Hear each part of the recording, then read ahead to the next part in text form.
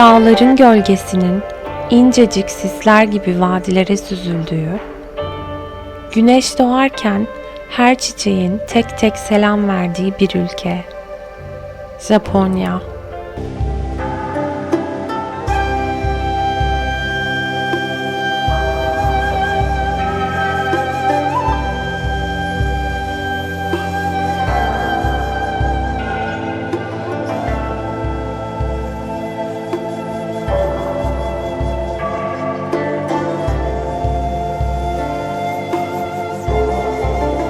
Japonya'da kumaş bir kimlik, bir disiplindir. Her renk yüzyıllardır aynı sorunun cevabını arar. İnsan kimdir ve doğanın neresindedir?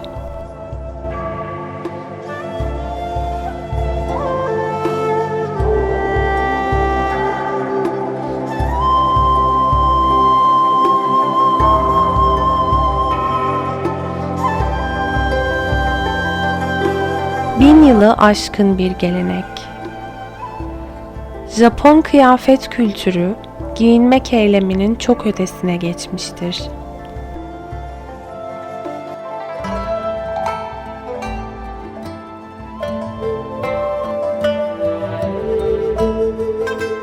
Tekstil ve giyim açısından günümüze ulaşan en eski kıyafetler, Çin'den gelen kıyafet modelleridir. Kat kat ipek kimonolar, renklerin sembolik gücüyle oluşturuluyordu.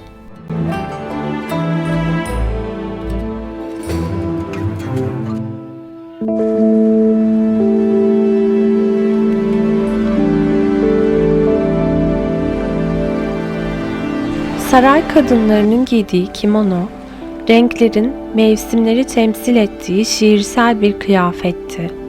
Kumaş renkleri sosyal sınıfı ve ruh halini yansıtırdı. Soluk mavi, çiğ tanesi beyazı ve kiraz çiçeği pembesi. Bu renkler yalnız güzellik için seçilmezdi. Mavisi huzuru, pembesi yaşamın geçiciliğini, beyazı kalbin hafifliğini anlatırdı. Sarayın bahçesinde kiraz çiçekleri açtığında her kimono mevsimle uyumlu olmak zorundaydı. Çünkü Japonya'da doğaya uymamak sessiz bir kabalık sayılırdı.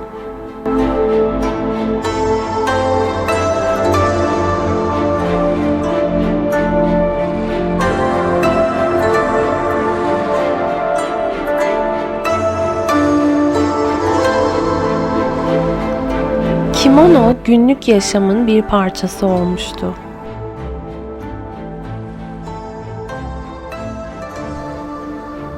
Desen sanatı zirveye çıkmış, Batı tarzı kıyafetlerle gelen değişim, kimonoyu bir kültürel hazineye dönüştürmüştü.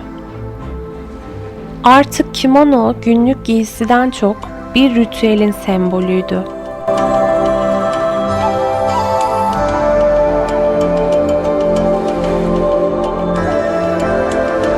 Japonlar konuşamadıkları her şeyi kumaşa işlerdi.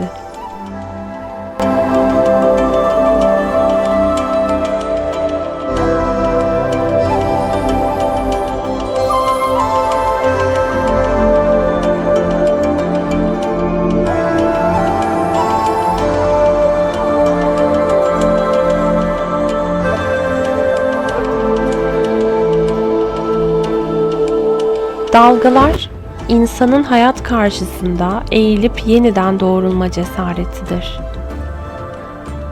Kenevir, büyümenin kutsal şeklidir. Bir bebek güçle büyüsün diye giydirilir. Sakura çiçekleri sadece bir çiçek değil, bugün açan bir şeyin yarın yok olabileceğini hatırlatır. Böylece insan sahip olduklarına daha sıkı sarılır. Turna, uzun ömrün ve sadakatin bekçisidir. O yüzden düğün kimonoları turnalarla süslüdür.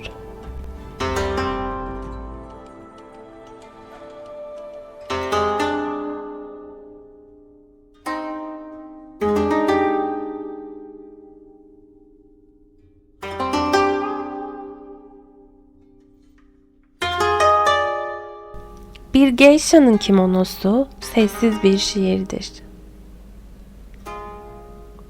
Genç geishaların renkli, çiçeklerle dolu kimonoları vardır. Gençlik ve coşkuyu anlatır.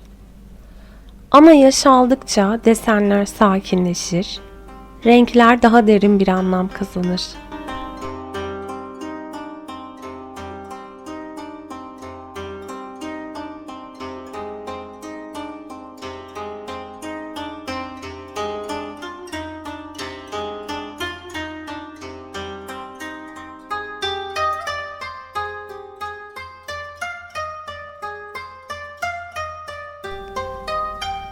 Bir dönem Japonya'da zenginlik göstermek yasaklanmıştı. Halkın parlak kumaşlar giymesi suç sayılıyordu.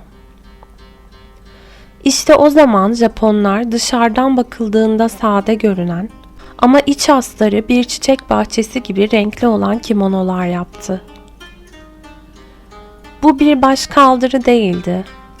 Sessizce fısıldanan bir gururdu. Sen bizi kısıtlarsan biz güzelliği içimizde taşırız demekti. Ve kumaş Japonya'da bir direniş biçimi olmuştu.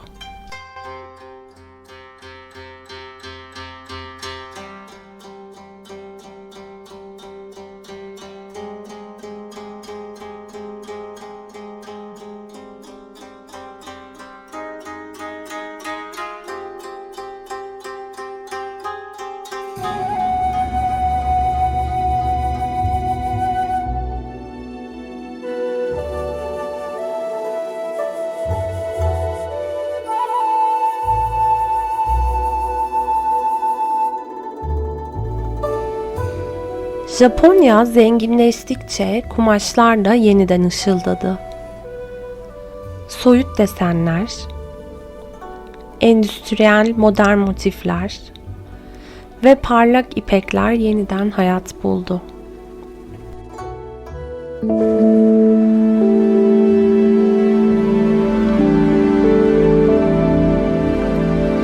Shibori kült olan Japon tekstil sanatlarından biridir.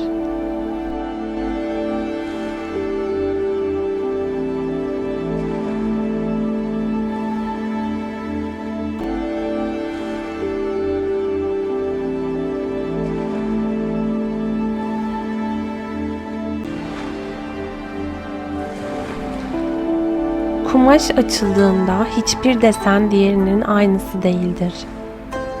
Tıpkı insanlar gibi. Her biri kendi yolunda benzersizdir.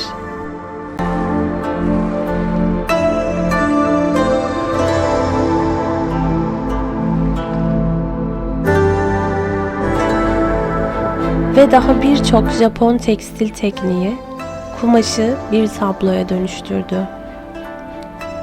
Küçücük bir motif bile yıllarca çalışmanın, sabrın ve ustalığın imzasıydı.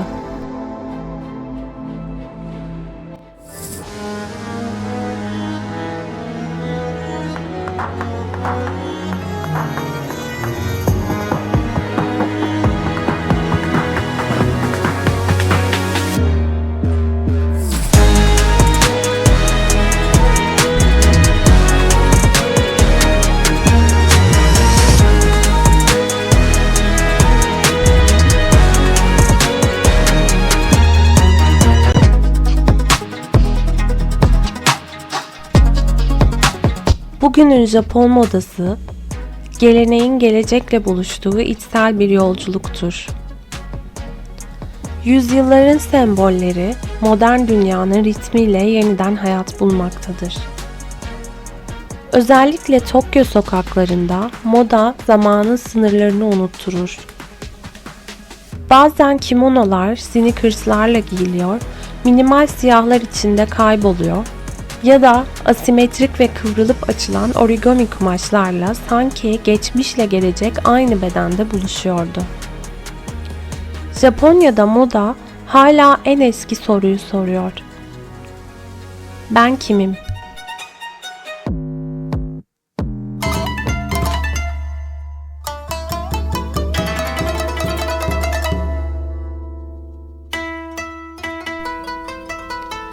Japon desenlerinin özünü bir cümle anlatır.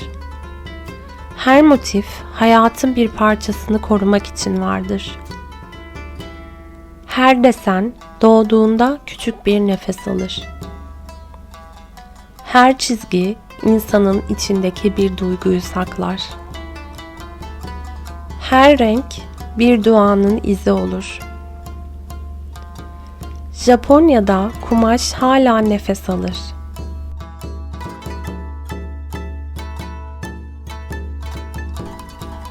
Kimi zaman bir turna gibi umut taşır, kimi zaman bir dalga gibi güç verir, kimi zaman da bir sakura gibi kalbi yumuşatır.